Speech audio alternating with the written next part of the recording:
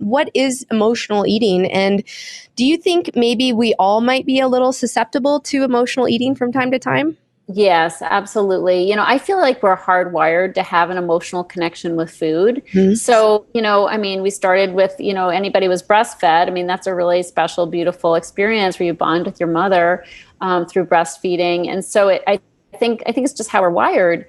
So yes, I think everybody does, as far as I know, and any research I've done among friends and otherwise, everybody has a propensity to be like, God, I'm bummed out. I need some comfort. Give me some chips, give me some potatoes, or Chocolate. whatever. Yeah, Yeah. chocolate. So I Mhm. think it's a natural thing to do.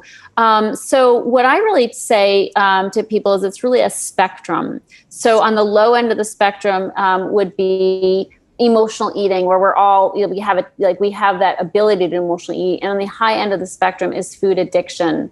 And I actually have a quiz on my website where people can figure out where they are on that spectrum, because it's qualified by two things. One is control and one is consequences. So in Okay. the low end, for example, somebody goes on a cruise and, they have a great time. They drink it up. They, do the buffet when we have cruises, of course. And so they gain 5 pounds. They come Mhm. home, they're 5 pounds heavier. They're like, feeling a little sluggish. My pants are tight.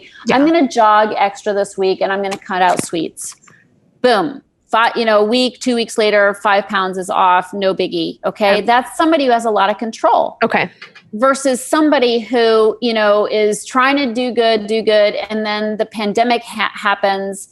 And I literally have talked to women who've put on 50 pounds in the pandemic, Mhm. because they just, all it took is that trigger, that like really severe trigger, obviously, Yeah. of the pandemic. And they're just going down the tubes and they just dive into the food and they don't stop. And just one thing leads to another, one day after the next, they're trying and trying, but they're falling down and they're just eating crappy food and Yeah. feeling crappy. And when you feel crappy, you don't want to exercise. So you just, it just progresses downward in a spiral. So that's somebody who's really addicted, where it has a lot of negative consequences. So that's where that, lack of control Okay.